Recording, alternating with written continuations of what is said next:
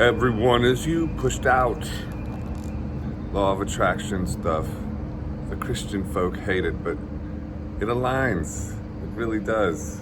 I think it's just about being humble enough to know that you're not God, but then you are God. I don't know. It's all so confusing. We're part God. There's also a bigger God. Maybe that's it. Look, I got devil horns. So, but I was just thinking, like, if you've got issues with somebody in your life and you really just practice the Hooponopono and everyone is you pushed out, it's a helpful philosophy that everyone is you pushed out. I forget, it's that Neville Goddard. Everyone's a reflection. Everyone's a mirror of what's going on in your internal space. And so it's a helpful way of framing life because you just own everything in your life. So, and okay, like I'm talking to you now I have real life going on. I got issues with folk out there, and when I don't practice Hooponopono, I become less inspired. I become more sort of, it's really pronounced with me. If I'm putting creative output out there, I'm making like videos like this, it's almost a sure thing that I'm like really working hard on my life, and I'm really working hard on Hooponopono. I did Hooponopono in yoga today. It's not bragging, it's more just encouraging how important it is to really let go of resentment and really own all responsibility for everything in your field of consciousness. From a selfish point. Like, it's not even like, oh, you're being saintly, but you just sort of it's like accidental sainthood. But when you really frame it to where, like, if you want to go in the direction of your dreams, you have to let go of the past, and you have to let go of it. You can't live in a tumbler of resentment. And for me, it's really, Hooponopono is like the main, I'm kind of a one-trick pony.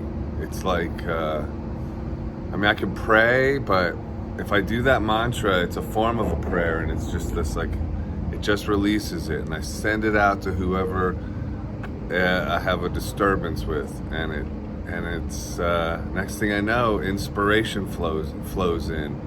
Inspiration and the desire to do it, because, you know, when you're locked in resentment or you're locked in bad feeling, it's like if inspiration was a tank, it's like a hole in the tank of inspiration, and it's just like, I don't know, cast me down. Maybe some people can rock through that and don't need to do that, but I'm somebody that really believes, for me, that it's important to let go of resentment and be in the space of forgiveness.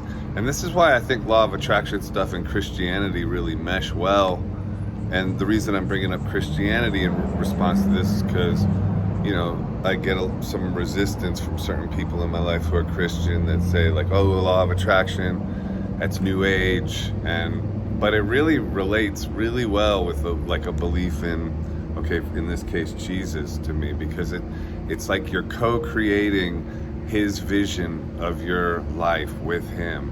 Your imagination is his way of communicating to you what to do. And so it's, or I equate it with, like, just I want to get in shape.